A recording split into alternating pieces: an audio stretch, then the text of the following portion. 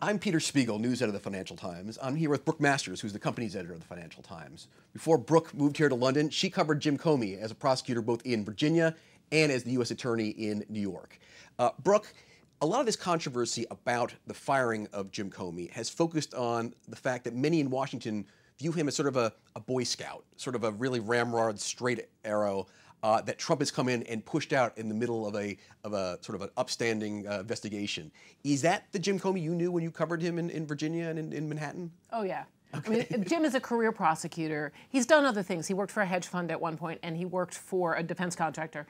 But most of his career was at the Justice Department, where he wanted and still wants to put bad guys away. He's not lifelong FBI. He's actually on the prosecution side until this very last job. Does that surprise you then that over the last 6-12 months he's become almost a minor celebrity in the fact that he sort of injected himself into the presidential campaign? He's injected himself now into the Russia investigation. Does it surprise you he's become such a profile lightning rod? Well, the thing about Jim is he has really, really strong views on what is right, and he will do whatever that takes. And he's also incredibly good on TV. So he's very good at expressing what he believes is right. And before all of this, the last time he came to fame, as you may remember, was when the Bush administration was trying to get approval from the Justice Department of the big surveillance program. And he stood beside the bedside of the then Attorney General John Ashcroft, who was out of it because he was having surgery, and said, "No, you may not push this through." So that's classic Jim. This is also classic Jim. He took the view, which many in the Justice Department disagreed with, that he needed to prove that the FBI's investigation of Hillary Clinton was independent.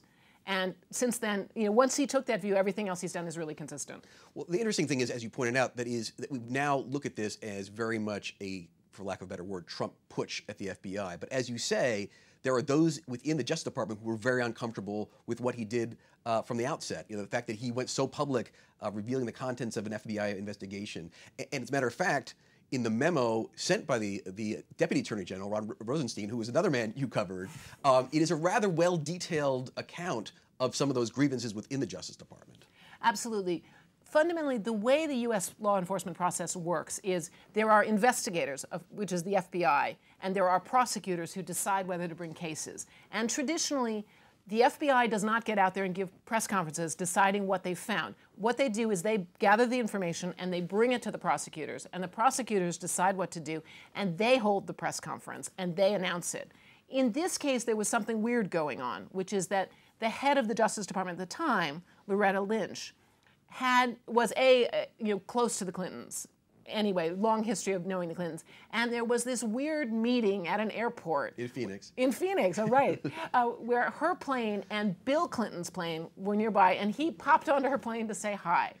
And everyone said that made her tainted in terms of deciding whether to investigate Hillary Clinton. And I think Jim, for better or worse, really believed that. And he thought because she was tainted in some people's eyes, he had to stand up for integrity.